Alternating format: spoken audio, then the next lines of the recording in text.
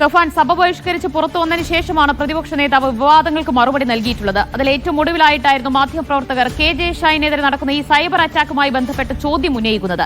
കോൺഗ്രസിനെതിരെയാണല്ലോ ഇപ്പോൾ ആരോപണങ്ങൾ ഉയർന്നു വരുന്നത് എന്ന ചോദ്യമുണ്ടായി. അതിനെപ്പോൾ എന്റെ നെഞ്ചത്തോട്ട് എന്തിനാണ് കയറുന്നത് എന്ന് സതീശൻ ചോദിച്ചു. പക്ഷേ അതോടൊപ്പം അദ്ദേഹം ഉന്നയിച്ച മറ്റു ചില കാര്യങ്ങൾ കൂടി ഉണ്ടല്ലോ, അതെന്തൊക്കെയാണ്?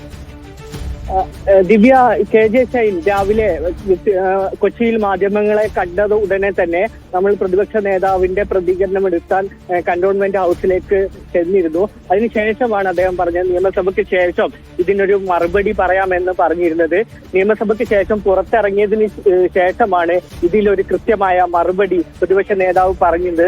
ഇതുപോലത്തെ കേസ് ഉണ്ടാകുമ്പോൾ ഇപ്പൊ രാഹുൽ മാങ്കൂട്ടം വിഷയവുമായി ബന്ധപ്പെട്ടും ഇത്തരത്തിൽ എന്തെങ്കിലും കേസ് ഉണ്ടാകുമ്പോൾ എന്തിനാണ് എന്റെ നെഞ്ചത്ത് കയറുന്നത്, എന്തിനാണ് പ്രതിപക്ഷ നേതാവിന്റെ വസതിയിലേക്ക് ഇത്തരത്തിലൊരു സമരം നടക്കുന്നത് എന്നൊരു ആരോപണമാണ് പറയുന്നത്. ഇന്ന് KJ ഷൈൻ രാവിലെ മാധ്യമങ്ങളോട് പറഞ്ഞപ്പോൾ KS എന്ന് പറഞ്ഞ വാക്കുകൊണ്ട് രാഹുൽ മാങ്കൂട്ടത്തിന്റെ വിഷയം നിങ്ങൾക്ക് മനസ്സിലാവുന്നത് പോലെ തന്നെ ഇങ്ങനെ ഒരു ബോംബ് പൊട്ടിക്കുന്നുണ്ട്, അതുകൊണ്ട് ആ ഒരു വിഷയം നിങ്ങൾക്ക് ഊഹിക്കാവുന്നതല്ലേ എന്നൊരു സൂചന നൽകിയിരുന്നു. അങ്ങനെയാണ് ഈ ഒരു വിഷയവുമായി ബന്ധപ്പെട്ട് പ്രതിപക്ഷ നേതാവുമായി ബന്ധപ്പെട്ട് ഈ വാർത്ത കടന്നു വരുന്നത്.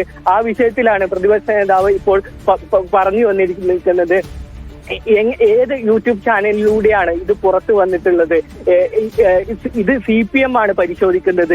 എങ്ങനെയാണ് ഈ വാർത്ത വന്നതും എങ്ങനെയാണ് ഈ വാർത്ത പ്രചരിപ്പിച്ചതും തമ്മിലുള്ള ഒരു കാര്യം. കോൺഗ്രസ് നേതാക്കൾ KJ ഷൈനെതിരെ കോൺഗ്രസ് പ്രവർത്തകർക്ക് വ്യാപകമായി സൈബർ ആക്രമണം നടത്തുന്നു എന്നായിരുന്നു പ്രതിപക്ഷ നേതാവിനോട് നമ്മൾ ഈ വിഷയത്തിൽ ചോദിച്ചിരുന്നത്. എന്നാൽ പ്രതിപക്ഷ നേതാവ് പറഞ്ഞിട്ടുണ്ട് കോൺഗ്രസ് പ്രവർത്തകർ സൈബർ ആക്രമണം നടത്തുന്നുണ്ടാവും. പ്രചരിച്ചിട്ടുണ്ട് എങ്കിൽ അത് എവിടെ നിന്നാണ് അത് ഉത്ഭവിച്ചിട്ടുള്ളത് എന്നത് CPM തന്നെ പരിശോധിക്കട്ടെ എന്നാണ് PD സതീശന്റെ മറുപടി. VP സഫാനും സെയ്ഫ് സൈനുദ്ദീനുമാണ് വിവരങ്ങൾ നൽകിയത്. കൂടുതൽ വാർത്തകളിലേക്ക്.